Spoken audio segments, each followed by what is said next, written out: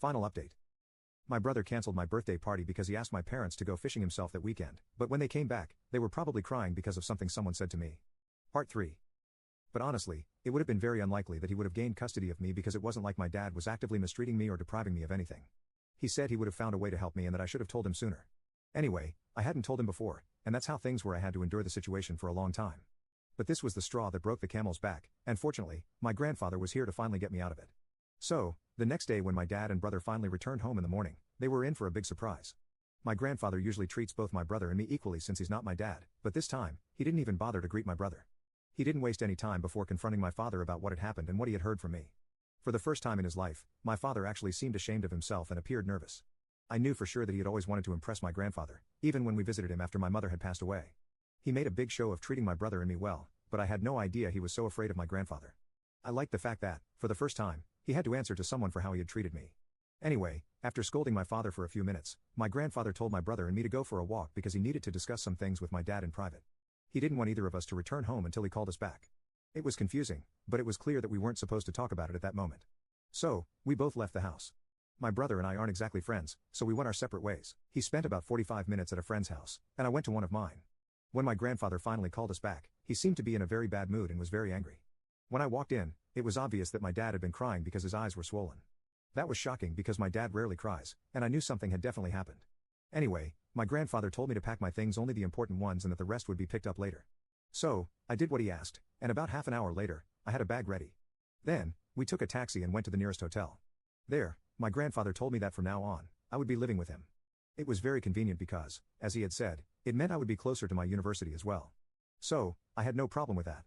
But when I asked him what had happened with my dad, he said it was none of my business at the time and that he just wanted me to focus on my future.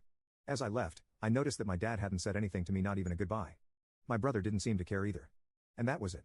2 days after I moved out with my belongings, my grandfather and I took a flight to his house, and I've been living here ever since.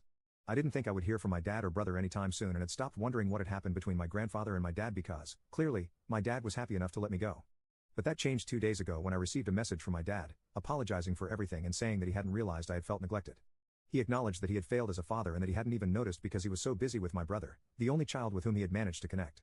He said that he had always considered me very different from him, and that was why he had kept his distance from me because he didn't think he could understand me. But with my brother, it was different. He added that not building a good relationship with me was the biggest mistake of his life. He realized that, thanks to my grandfather. I already knew all that, so I wasn't surprised, and honestly, I wasn't even bothered by the fact that he was closer to my brother than to me, since I was closer to my mom than to him. What I didn't like was the fact that he had mistreated me and didn't even realize he had treated me poorly. But I guess he realized that after I moved out.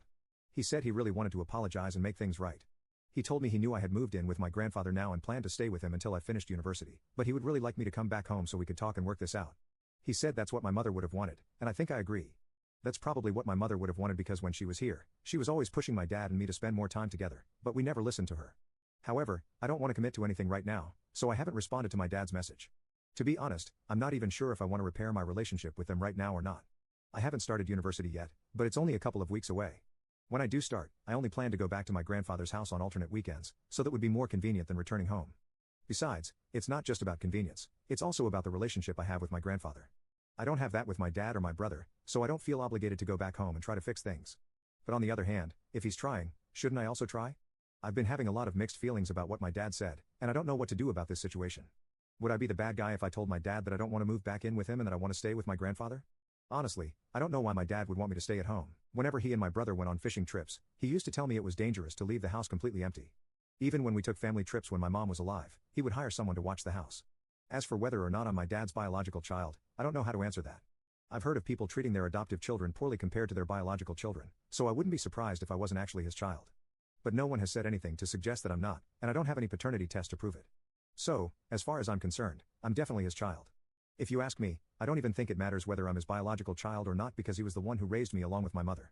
Biological or not, I'm his child in some way, and he should have respected that and treated me the same as my brother.